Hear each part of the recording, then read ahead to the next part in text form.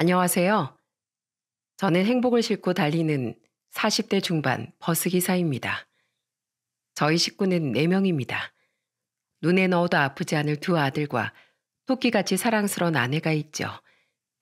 겉으로 보기엔 그냥 평범한 내 식구지만 사실 저희 가족에겐 아주 특별한 이야기가 있답니다.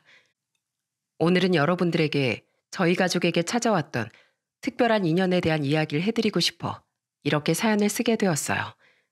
그럼 지금부터 이야기를 시작할게요. 저는 아주 조용하고 한적한 시골 마을에서 태어났어요. 주변은 온통 농가 밭이었고 뒤를 돌아보면 푸르른 산이 있는 곳에서 자랐죠. 도시에서 태어난 아이들은 좋은 옷을 입고 학원을 다니고 맛있는 과자나 아이스크림을 먹으면서 자랄 때 저희는 여름만 되면 러닝 하나만 입고 산으로 들판으로 뛰놀던 것이 일상이었답니다. 개구리 알과 도롱뇽 알을 모으러 다니는 것이 취미이기도 했죠. 초등학교, 중학교, 고등학교를 졸업하고 나니 친하게 지냈던 친구들은 나고 자랐던 시골 마을을 하나둘 떠나기 시작했어요. 좁은 곳을 벗어나 좀 더 넓고 새로운 세상을 접하고 싶다는 것이 이유였죠. 한 친구 녀석은 제게 이런 말을 하더군요. 명종아, 이제 우리 20살이다. 마냥 철없이 뛰어놀기만 했던 어린 나이가 아니야. 세상 크게 봐야지 않겠어? 그러지 말고 너도 나랑 같이 서울로 가자. 서울 가면 좋은 일자리도 많고 예쁜 여자도 많대. 야, 그 좋은 일자리를 내가 가질 수 있다는 보장이 있냐? 그리고 예쁜 여자가 뭐 밥 먹여주냐? 서울 갈 거면 너 나가. 난 공기 좋고 물 좋은 여기 계속 남아서 죽을 때까지 살란다. 에휴, 그래. 넌 평생이 좁아 터진 시골 바닥에서 살아라. 난 상경에서 훨훨 날아다닐라니까.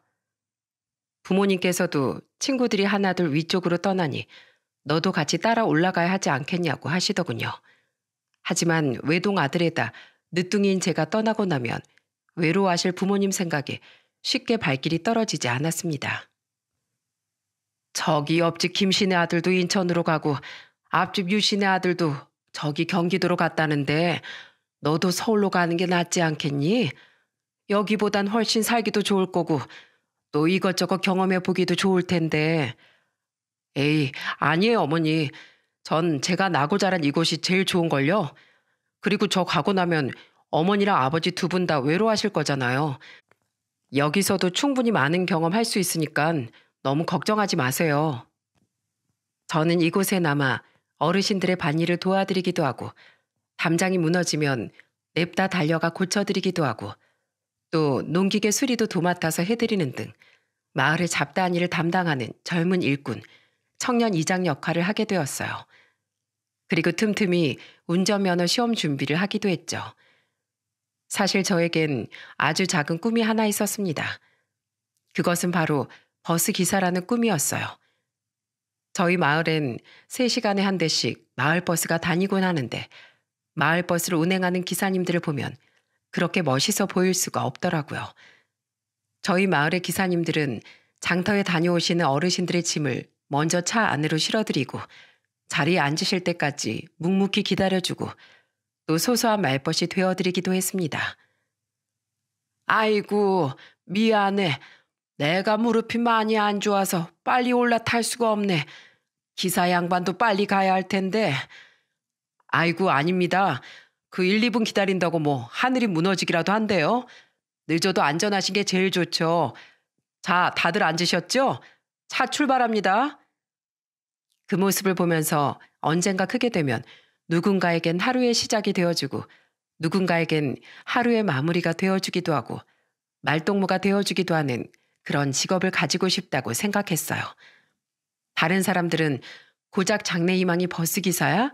할 수 있겠지만 저에겐 그 직업이 굉장히 크게 느껴졌거든요. 그 생각은 성인이 된 그때에도 변함이 없었습니다. 버스 운전 자격증과 면허를 따긴 했지만 제가 사는 곳은 젊은 사람들을 찾아보는 것이 하늘의 별 따기이기도 하고 또 버스 기사님들 중에선 어느 정도 연세가 있는 분들이 많으셨기에 저처럼 젊은 사람이 지원을 했을 때 채용을 해주실까 하는 걱정을 가장 먼저 했었어요. 그런데 그 걱정은 저의 기우였습니다. 마을 버스 기사를 구한다는 종이를 보고 달려갔을 때 사장님께선 활짝 웃으며 이렇게 말씀하셨죠. 맨날 공고 붙이면 나이 든 사람만 찾아오다 이렇게 젊은 사람이 와주니깐 내가 기분이 다 좋네. 이 마을 토박이라서 질이 아주 훤하겠어. 우리 마을에서 유명한 젊은 일꾼이 들어오고 싶다는데 내가 마다할 이유가 없지. 다음 주 월요일부터 나와서 천천히 일 배워. 그래도 어떻게 돌아가는진 알아야 하니까. 그렇게 저는 30살이란 나이에 이곳에서 가장 젊은 마을버스 기사로 취직을 하게 되었어요. 입사 후 일주일 정도까진 다른 기사님들의 뒷좌석에 앉아 어느 버스 정류장에 정차를 하고 또 어느 길로 다니는지 등의 경로를 외웠고 요금 정산 같은 일들을 차근차근 배워나갔습니다.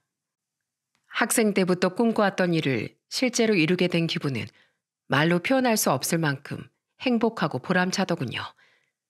처음 운전대를 잡던 날 저의 첫 손님이 되신 마을 어르신들은 제게 웃으며 말씀하셨어요. 요즘 젊은 친구들은 마을버스 같은 거 잘 안 하려고 한다는데 기특하기도 하지. 하다가 괴롭히는 사람 있으면 언제든지 말해. 이 헬미들이 아주 홍군형을 내줄 테니까. 처음 운전대를 잡는 거라 많이 불안한 마음을 가지고 있기도 했지만 정말 감사하게도 어르신들은 제가 모는 버스를 믿고 탈 수 있는 안전한 버스라고 말씀해 주셨습니다.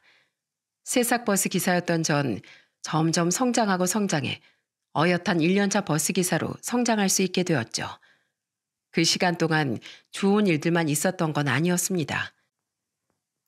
원래는 1시 53분에 딱 맞춰서 와야 하는데 왜 이렇게 늦게 왔어? 내가 얼마나 기다렸는지 알아? 죄송해요 어르신. 많이 기다리셨죠?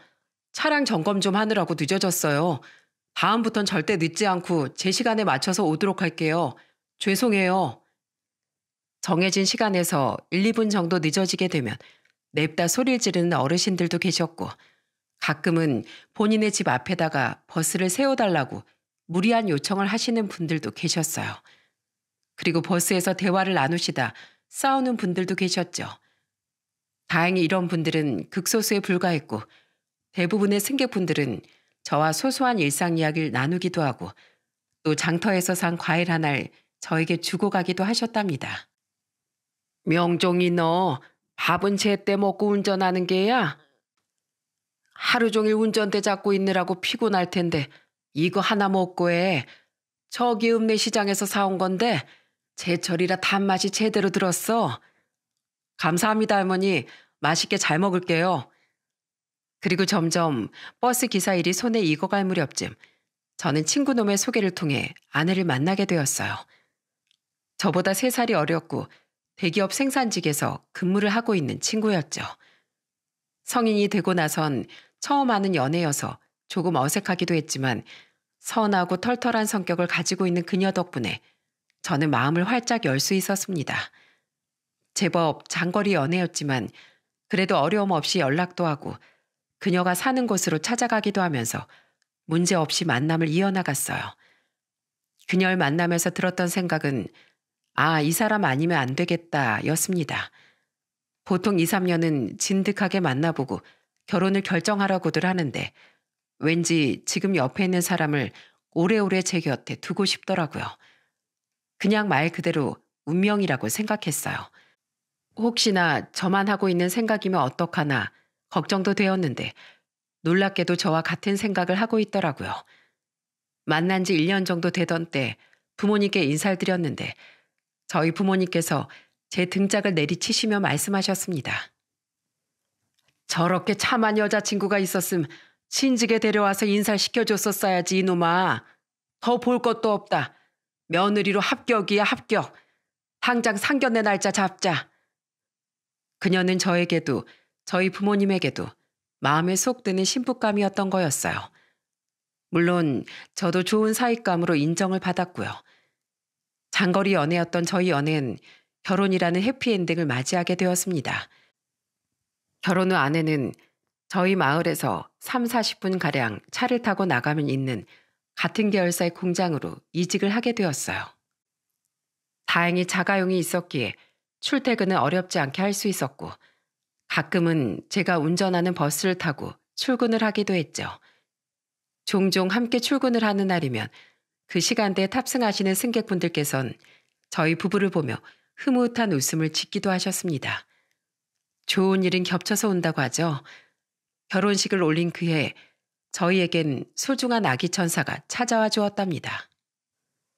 마을에 아기 울음소리가 들리던 날 마을 어르신들이 얼마나 많은 축하를 해주시던지 저는 그날을 아직도 잊을 수가 없습니다. 저희의 인생을 바꿔놓은 할아버지를 만나게 된 건 그로부터 5년이 지났을 무렵이었어요.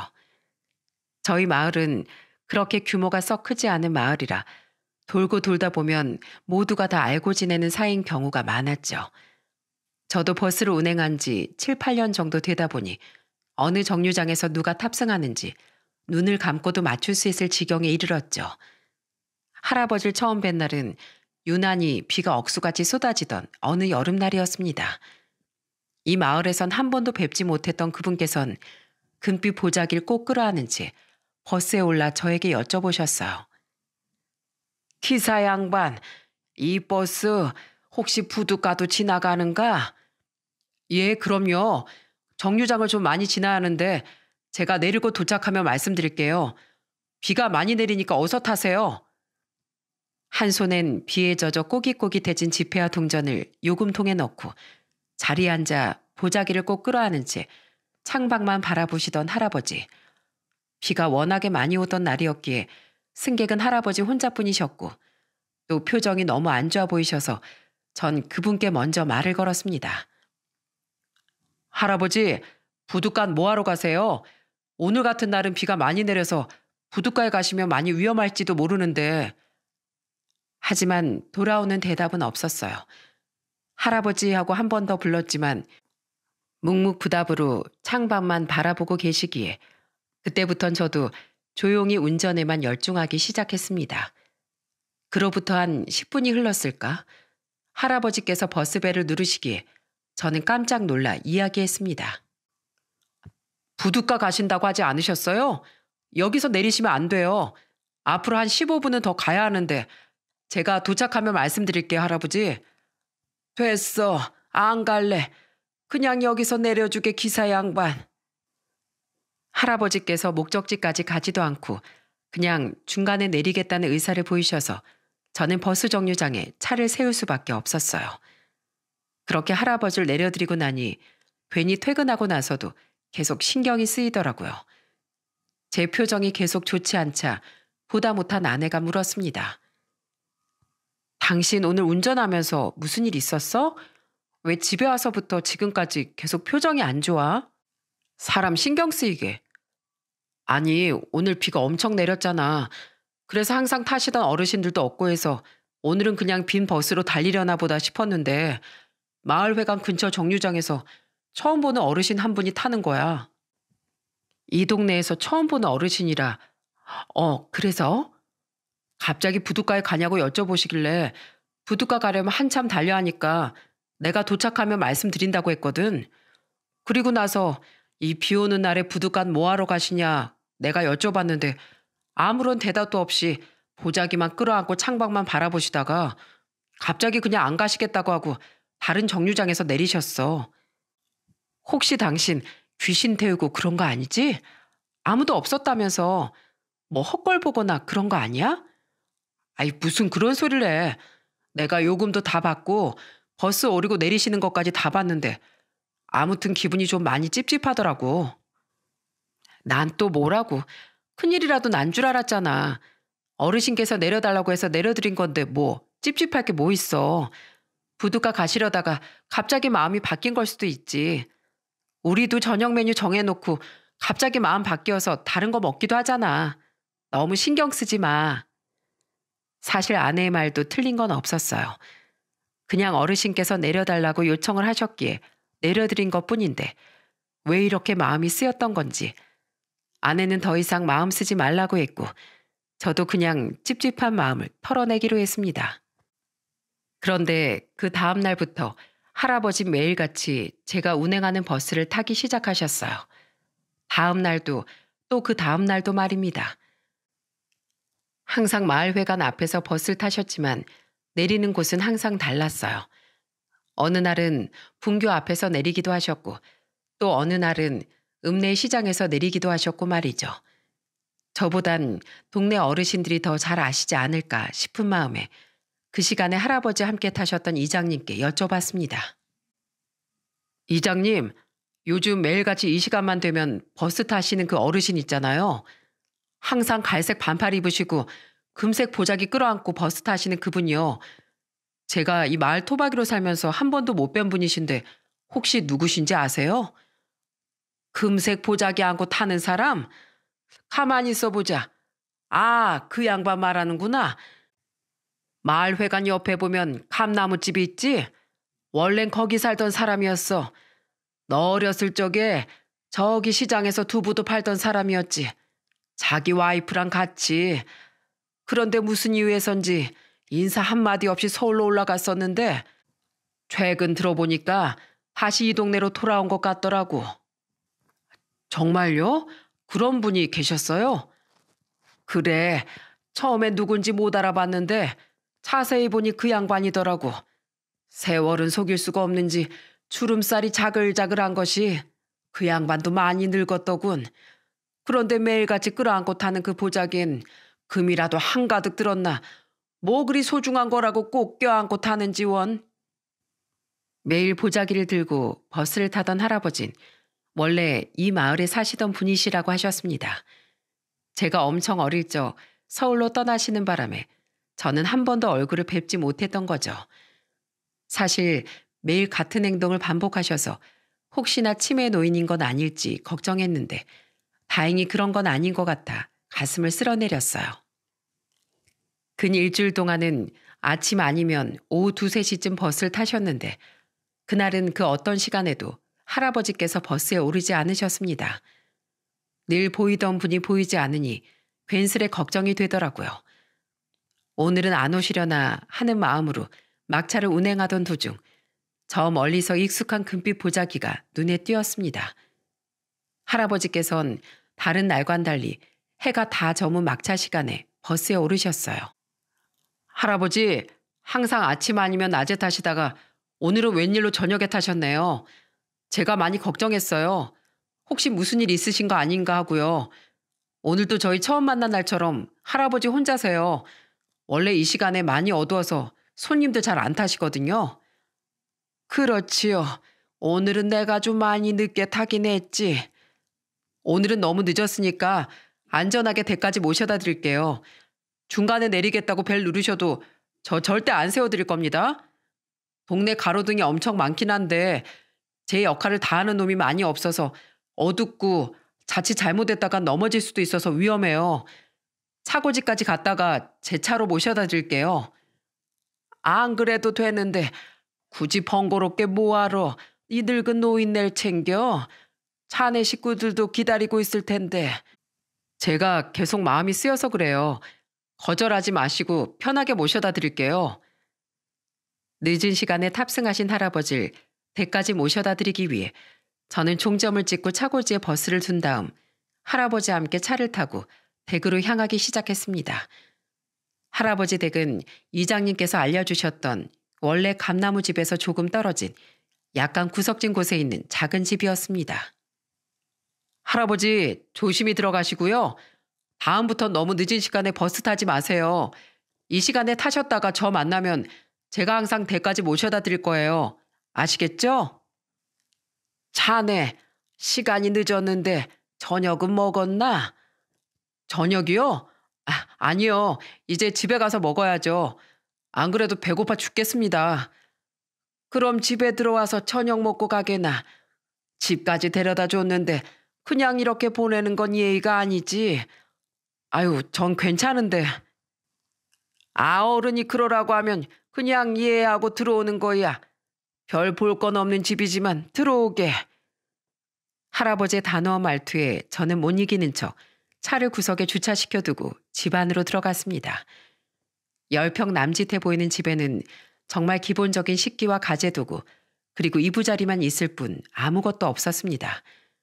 원래라면 약간 좁다고 느껴져야 정상이지만 가구가 공간을 차지하고 있지 않아 되려 넓다는 생각이 들 정도였어요. 그리고 그 안엔 끼케야 4살 정도 보이는 작은 꼬마가 있었죠. 아이는 문을 열고 들어오는 할아버지를 향해 2팔을 벌리고 달려오다 제 얼굴을 보고 그대로 멈춰버렸습니다. 어허, 이놈. 할아버지가 낯선 어른을 보면 무조건 인사부터 하는 거라고 했지? 안녕하세요. 제 이름은 서기준입니다. 우리 손주 놈이야. 올해 4살이고 내가 밥을 해서 내어올 테니까 자넨 그대로 앉아있게. 아이고 아니에요. 저도 같이 식사 준비하는 거 돕겠습니다. 가만히 앉아있으래도. 정 앉아있기 그러면 저기 우리 손자 녀석이나 좀 놀아주게. 나올 때까지 기다리느라 아마 많이 심심했을 게야. 할아버지가 짐짓 엄한 표정을 지으며 말씀하시자 아이는 이내 2 손을 공손하게 모으고 저에게 이름을 말하면서 인사를 했습니다. 집에 있는 저희 아들 생각이 나기도 하고 또 귀여워 웃음이 저절로 나오더군요. 그렇게 앉아 아이를 무릎에 앉히고 놀아주고 있는데 아이가 가까이 와보라는 듯 손짓하더니 제 귀에다 대고 이렇게 속삭이는 겁니다. 우리 할아버지 바보예요. 오늘은 할머니 꼭 보내드릴 거라고 하고 나가셨으면서 결국 못 보내드리고 왔어요. 어? 그게 무슨 소리야? 할머니를 못 보내드리고 왔다니? 저 보자기 안에 우리 할머니가 잠들어 계시거든요. 저는 깜짝 놀랐습니다. 금색 보자기 안에 할머니가 잠들어 계신다는 게 무슨 말인지 도통 이해할 수가 없었거든요. 혹시 공포 스릴러 드라마나 영화에서만 보던 그런 상황인가 싶어 저절로 긴장이 되더라고요. 얼마 지나지 않아 할아버지께서 된장찌개와 밥 그리고 각종 반찬들을 간단하게 내오셨는데 저 안에 할머니가 들어있다는 말이 계속 떠올라 밥이 목구멍으로 넘어가는지 코로 넘어가는지 모르겠더라고요. 계속해서 밥을 깨작거리고 있으니 할아버지께서 제게 물으셨습니다. 왜? 밥이 맛이 없나? 하긴 젊은 사람 입맛에 안 맞는 밥상이긴 한데 아니면 뭐 속이 영 불편한가? 아니요, 그런 건 아니고요. 그럼 또 우리 손주 녀석이 실없는 소리를 했나? 이를테면 저 보자기 속에 할머니가 계신다는 말이라든지. 저는 한 번 더 놀랄 수밖에 없었어요. 제가 따로 말씀을 드리지 않았는데도 할아버진 단박에 제가 이러는 이유를 알아차리시더군요. 너무 민망해서 뒷머리만 계속 만져대니 할아버지께선 그런 제 모습을 보시고 사람 좋은 표정으로 껄껄 웃으셨습니다. 괜찮네. 저 안에 뭐가 들어있는지는 아무도 모르니 당연히 누구라도 우리 손주의 말을 들으면 자네처럼 생각할 걸세. 사실 저 안에 들어있는 건 우리 마누라 유골함이야. 자그마치 1년을 넘게 가지고 있었지. 할머니의 유골함이요? 어떻게 1년씩이나 가지고 계셨어요? 할아버지께선 잠시 그리움에 빠지신 듯한 표정을 지으시다 옆에서 밥을 맛있게 먹고 있는 아이의 머리를 천천히 쓰다듬으시며 이야기를 이어나가셨어요. 우리 마누란 참 고운 사람이었어. 얼굴도 갸름하고 성격도 사근사근하니 사내 녀석들이 어떻게 한번 해보려고 죽은데도 눈 하나 깜짝 안 하던 사람이었지. 그런 사람이 쥐뿔도 없는 나 같은 놈한테 시집을 오게 된 거야. 그때 다른 사람 만났음 충분히 호강하며 살 수 있었을 텐데도 말이지. 할아버지 할머니께선 20살 때 만나 결혼을 하셨다고 해요. 시집을 오고 나서 고된 시집살이에 시달리셨지만 인상 한번 찌푸리는 일 없고 투정 한번 부리는 일 없이 그저 생글생글 웃는 분이셨다고. 천천히 이야기를 이어나가시는 할아버지 입가엔 은은한 미소가 띄어져 있었습니다. 마치 할머니를 회상하며 말씀하시는 것 같았죠. 내가 젊었을 적에 사업을 시도했던 적이 있었어. 그땐 아내가 갓 태어난 아들을 키우고 있었는데 정말 내 옆에서 열심히 도와줬었지. 갓난 아이를 키우는 게 쉬운 일은 아닐 텐데 아이를 재우고 나서 항상 꾸벅꾸벅 졸아가며 옆에서 내 일을 돕곤 했어. 우와, 저희 내 하나 돌보는 것도 엄청 힘들었는데 할머니께서 할아버지를 엄청 많이 사랑하셨나 봐요. 그랬지. 날 처음 만나던 그 순간부터 한결같은 마음으로 내 옆에 있어 주었던 사람이었으니 사업이 망해서 그냥 한강물에 확 몸을 던져버릴까 하는 그 순간에도 옆에서 내 손을 잡아주었던 사람이었어. 괜찮다고. 누구든 한 번쯤은 실패하는 순간이 온다고. 한 번 넘어져 봤으니 이젠 툴툴 털고 일어나기만 하면 된다고.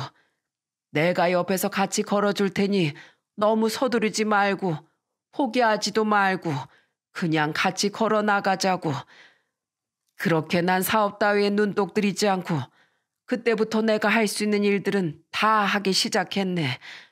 하다 마지막엔 무작정 시장에 나가 두부를 팔았는데 세상에 그게 그렇게 장사가 잘 되더라고. 할아버지도 정말 대단한 분이셨네요. 저였다면 솔직히 다 포기하고 아무것도 못했을 것 같아요.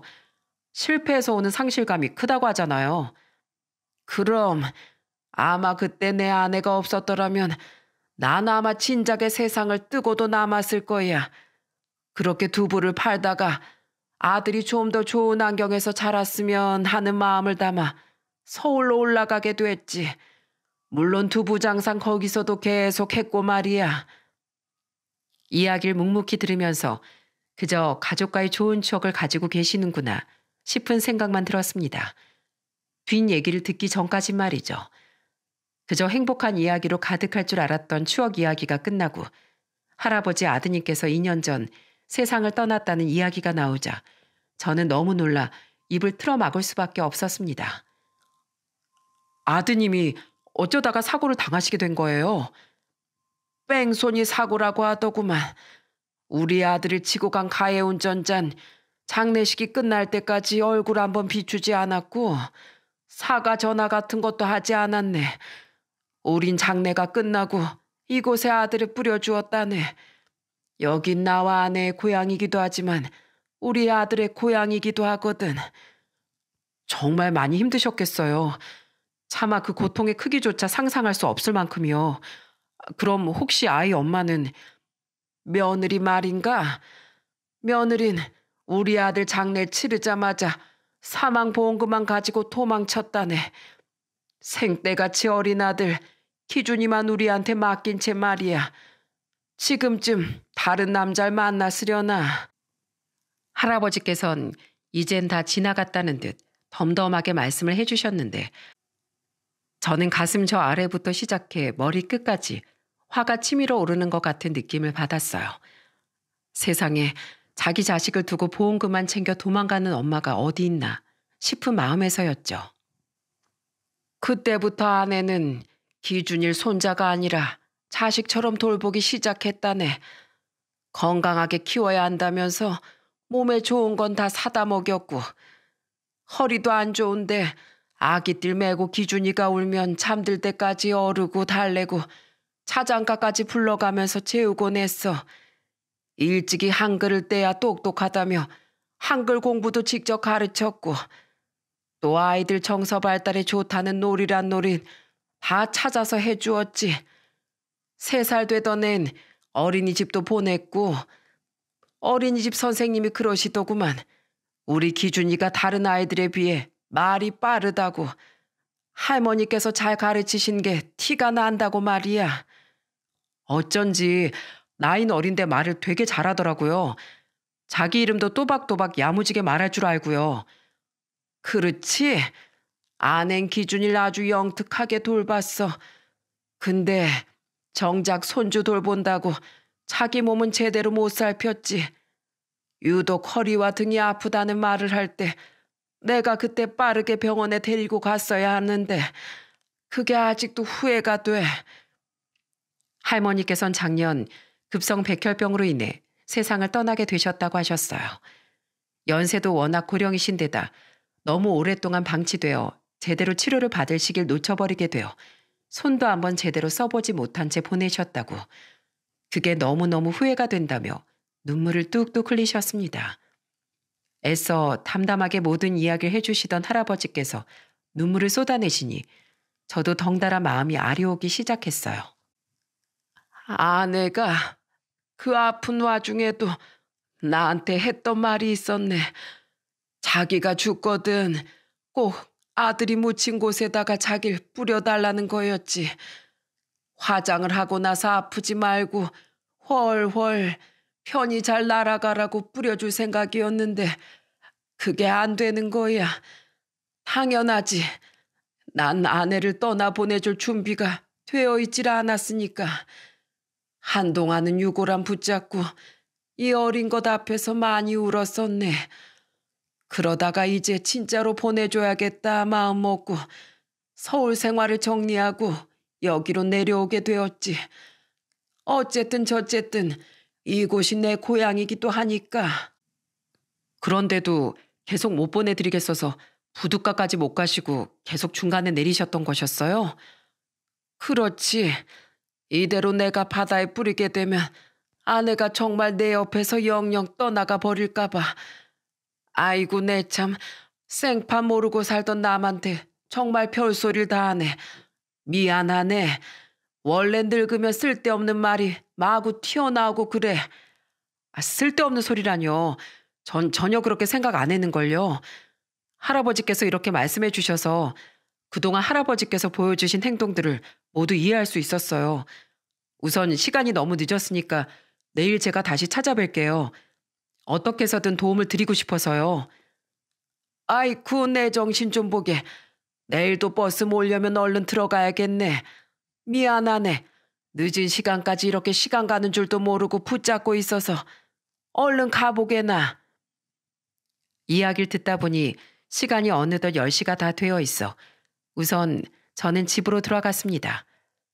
그리고 아내에게 할아버지께서 겪은 이야기들을 모조리 이야기해 주었죠. 제 이야기를 모두 들은 아내도 할아버지를 돕고 싶어 했습니다. 세상에 그런 사연이 있으셨던 분이셨어? 당신 하마터면 큰 오해할 뻔했네. 그나저나 너무 마음 아프다. 아드님 보낸 지 얼마 안 돼서 사랑하는 아내분까지 그렇게 보내신 거잖아. 아우, 나 같아도 쉽게 못 보내드릴 것 같아. 그러니까 할아버지가 말씀하시는 거 듣는데 나 눈물 참느라고 아주 혼났다니까. 근데 언제까지나 유골함을 품에 끼고 사실 수도 없는 거고 할아버지 말씀으론 이젠 진짜 보내드리려고 집까지 정리하고 여기로 내려오셨다는데 내가 봤을 땐 아직 마음의 준비가 다 안 되신 것 같아 보여. 아내와 길게 대화를 나눈 결과 할아버지께서 할머니를 보내드릴 수 있게끔 도와드리자는 결론이 나왔습니다. 할아버지 댁엔 어린 손자도 있고 또 할머니께서도 이제는 편히 쉬셔야 할 것 같았기 때문이었어요. 산 사람은 살아야 한다는 말이 있는 것처럼요. 다음날 아내는 반차를 쓰고 저는 오전 근무를 끝내고 난 뒤 아이를 잠시 어머니께 맡기고 할아버지 댁으로 함께 향했습니다. 할아버지, 안녕하세요. 오늘은 저희 집사람도 같이 왔어요. 아니, 집사람까지 데리고 굳이 허름한 곳까지 뭐하러 왔어? 제가 어제 오겠다고 말씀드렸잖아요. 전 한 입으로 두 말 안 해요. 저희가 이렇게 둘이서 찾아오게 된 건 이제 할머니를 편한 곳으로 보내드려야 할 것 같아서요. 저희 부부는 1시간 정도 할아버지를 설득했습니다. 유고를 집안에 두고 할머니를 그리워하시는 것도 좋지만 어린 손자를 생각하시라고. 할아버지가 그렇게 할머니를 못 잊고 힘들어하면 손자도 분명 힘들어할 거라고. 그리고 할머니도 이제 좁은 공간에서 좀 더 넓은 세상으로 편히 떠나고 싶어 하실 거라고 말씀드렸습니다. 할아버지는 아무 말 없이 저희 이야기를 듣고 계시다가 갑자기 일어나 옷을 주섬주섬 입기 시작하셨어요. 아, 뭐해? 빨리 나갈 준비하지 않고. 저희 말을 듣고 할아버지는 할머니를 보내줄 결심을 하게 되셨다고 해요. 아직까지 할머니를 보내주지 못하겠다는 마음이 컸지만 그래도 이제는 가슴에 묻겠다고 하시더라고요. 어린 손자를 위해서라도 그렇게 해야 할 것 같다는 할아버지의 말에 저희는 조용히 할아버지가 그토록 가길 망설여하셨던 부둣가로 향했고 그곳엔 저희가 전날 예약해 두었던 바다 장례 전용 선박을 탄 채 아들을 뿌려두었던 부표 근처로 이동하게 되었습니다.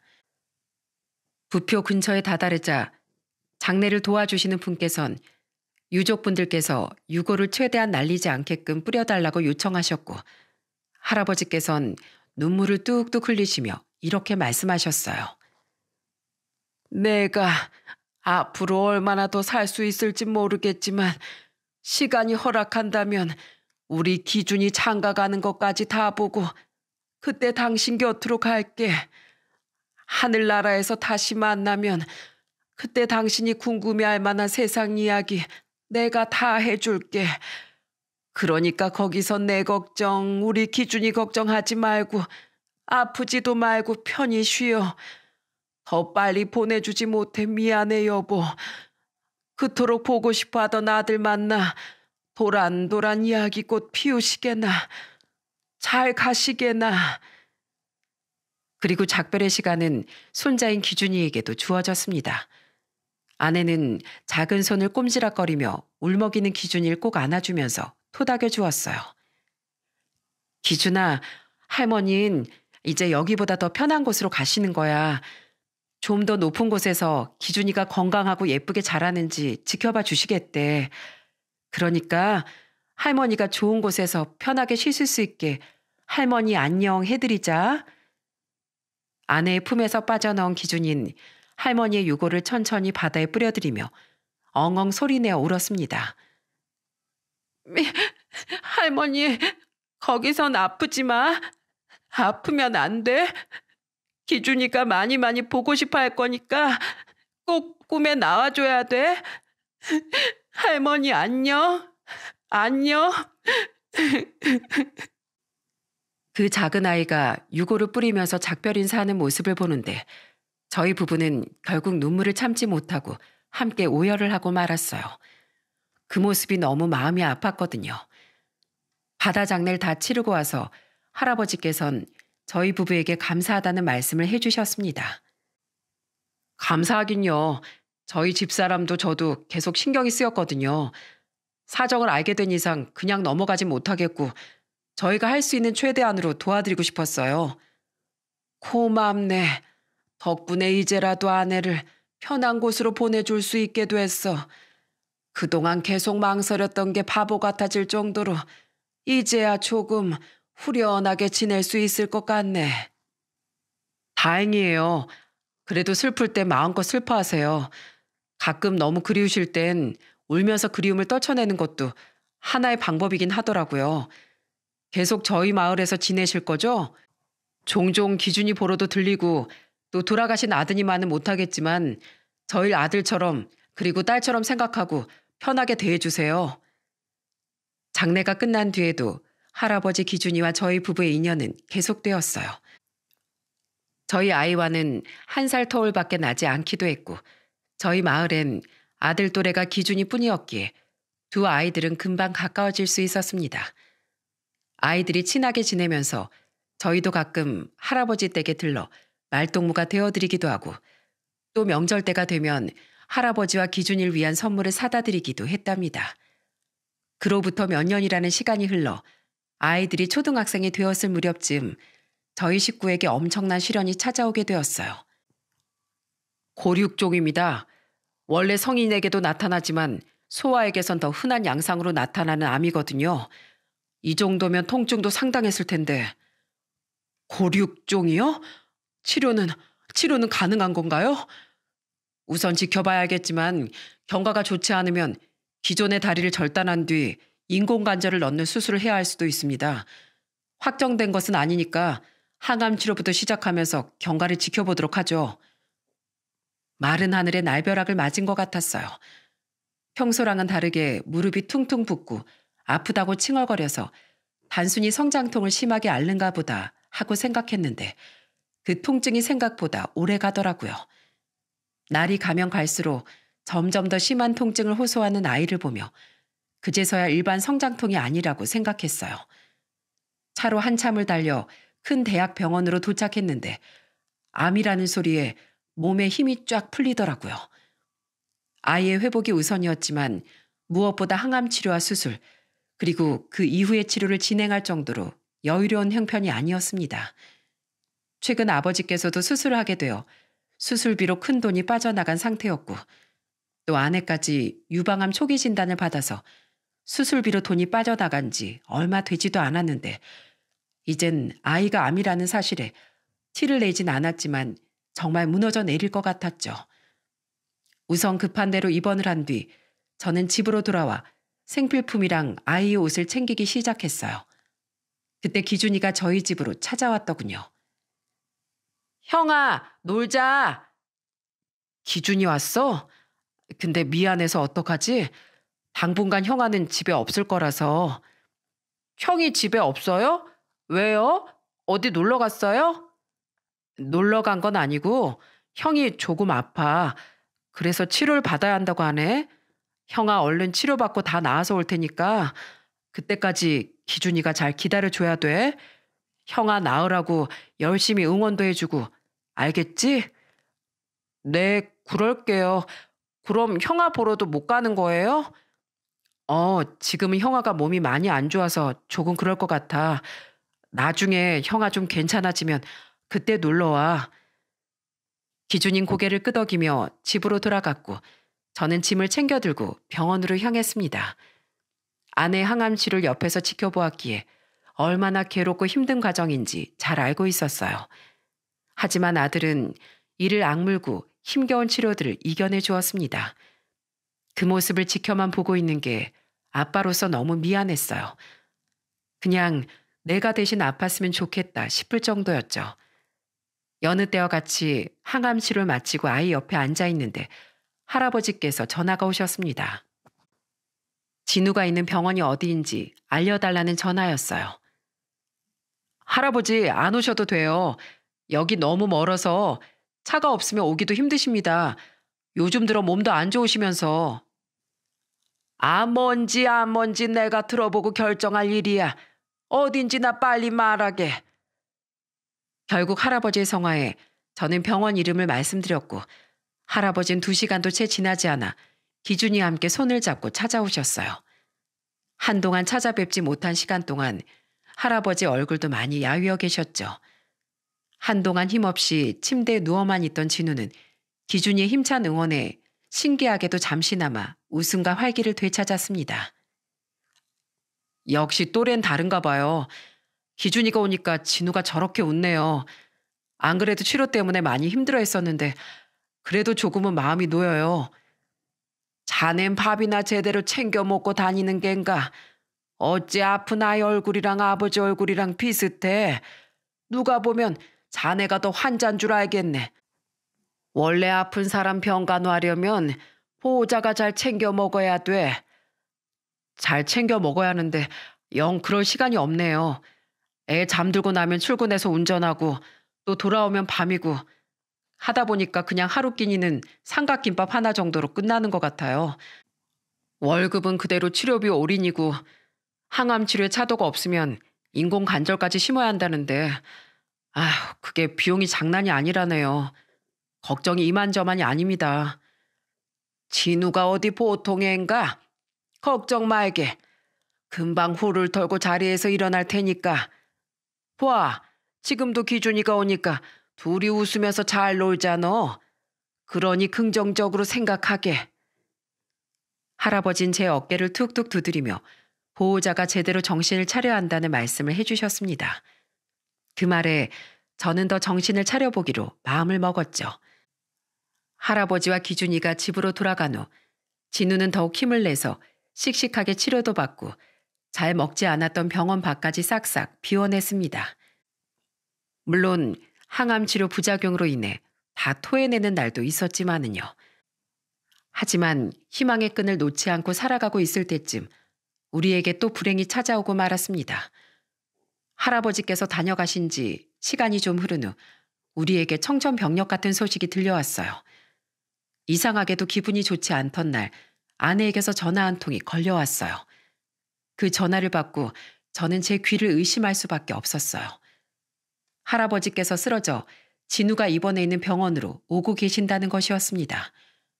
오래간만에 집에 들러서 병원에 찾아온 것에 대한 감사 인사를 드리려고 찾아갔다가 발견을 하게 되었다는 것이었죠. 원래도 지병이 있으신 상태에서 워낙 고령의 연세, 갑작스럽게 추워진 날씨와 더불어 떨어진 면역력으로 인해 합병증으로 폐렴이 찾아온 상태라고 하더군요.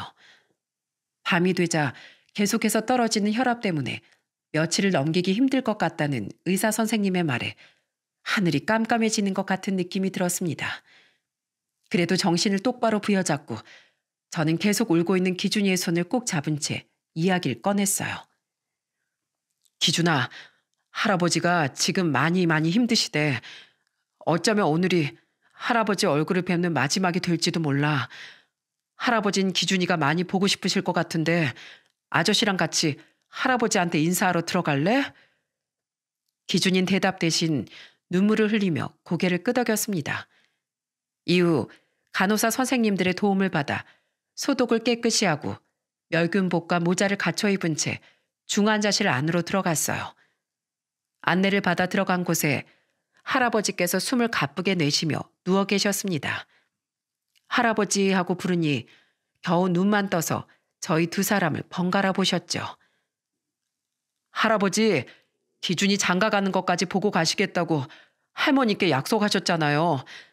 기준이 이제 초등학생밖에 안 됐는데 이렇게 누워 계시는 법이 어딨어요. 내가 건강한 모습을 보여야 하는데 이렇게 추한 모습을 보여서 미안하네. 우리 기준이 장가 가는 것도 내가 다 봐야 하는데. 아니에요. 아무 말씀도 하지 마세요. 기운만 더 빠지세요. 할아버지, 아프지 마세요. 빨리 일어나세요. 네? 네, 염치 없네만 자네에게 부탁이 하나 있네. 꼭 들어주겠다고 약속해주게. 예, 할아버지, 말씀해 주세요. 제가 다 들어드릴게요. 내가 죽거든 내 옆에 놓여있는 통장을 열어보게. 꼭. 그리고 이제 세상에 혼자 남을 우리 기준일 자식처럼 좀 키워주게. 이게 이 늙은이 마지막 소원일세. 할아버진 제게 마지막 부탁 두 가지를 남겨주셨어요.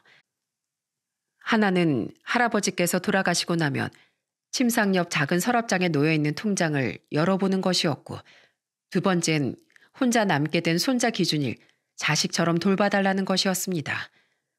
그보다 더한 부탁도 얼마든지 들어드릴 수 있으니 조금만 더 힘을 내시라고 빌고 또 빌었지만 결국 그날 저녁 할아버지께선 82세의 나이로 세상을 떠나셨어요. 아직 많이 어린 기준이 대신 저희 부부가 상주가 되었고, 소식을 들은 마을 어른들께선 너나 할 것 없이 모두 장례식에 조문을 와주셨죠. 다행히 가는 길 외롭지 않게 보내드릴 수 있었습니다. 그리고 장례를 모두 마친 뒤 문득 할아버지가 꼭 열어보라고 하신 통장의 존재가 떠올라 가방 속에서 꺼내 통장을 펼쳐보았는데, 그 통장 안에 있던 쪽지와 찍혀있는 금액을 보고서 저는 너무 놀라 입을 다물 수가 없었습니다. 2억 6천이 찍혀 있었습니다. 그리고 떨어진 쪽지엔 평생 두부를 팔아 조금씩 모아온 돈이라며, 이 돈이라면 진우 치료비와 향후 수술비는 충분할 거라고, 그리고 홀로 남은 기준일 잘 키워달라는 내용이 적혀 있었죠. 저는 돌아가신 할아버지께 너무 죄송하고 감사한 마음이 들어 그 통장을 들고 한참을 울었습니다. 그리고 다시 한번 다짐했어요. 할아버지 하나뿐인 손자 기준인 제가 무슨 수를 써서든 지켜낼 거라고 말입니다. 할아버지가 남기고 가신 돈 덕분에 진우는 무사히 치료를 받을 수 있었고, 다행히 인공관절을 삽입하는 수술 없이 종양을 제거하는 수술을 받고 마지막 항암 치료까지 받은 후 완치 판정을 기다리고 있는 중이랍니다. 제 아들이 병세가 좋아졌다는 소식을 듣고 저희 식구는 서로 얼싸안고 얼마나 울었는지 모릅니다. 이런 기적이 다 어디에 있을까요? 이 모든 게 먼저 하늘나라로 간 할아버지가 열심히 응원해 주신 덕분 아닐까요? 지금 기준이와 진우는 형제가 되어 아주 잘 지내고 있답니다. 처음엔 조금 낯설어하고 울었던 기준이도 이젠 자연스럽게 저희 부부를 아빠 엄마라고 부르고 있답니다. 그리고 할아버지가 주신 돈은 열심히 저축을 했다가 나중에 기준이 장가갈 때 보태주려고 합니다. 할아버지가 피땀 흘려서 버신 돈을 허투루 쓰면 안 되니까요. 여러분, 저에겐 꿈이 하나 더 생겼습니다. 버스 기사 같은 꿈이 아니라 평생 아이들과 아내의 히어로가 되어 조금의 틈도 생기지 않게끔 가족을 지켜주는 거. 마음으로 낳은 자식이 생겼기 때문에 전 앞으로도 조금 더 강한 아버지와 남편이 되어보려고 합니다. 그리고 언젠가 기준이가 지금보다 더 크게 되어 진짜 가족의 사랑이라는 게 뭔지 알게 되면 이 사연을 보여주려고 합니다. 할아버지가 살아생전 널 얼마나 사랑하셨는지, 그리고 우리가 널 얼마나 진심으로 사랑하고 아끼고 있는지 말이죠. 이게 제가 사연을 쓰게 된 이유이기도 하답니다. 어느 날 갑자기 저희 부부에게 찾아온 인연, 평생 놓치지 않고 소중히 지켜나가며 살겠습니다. 긴 사연 들어주셔서 감사합니다.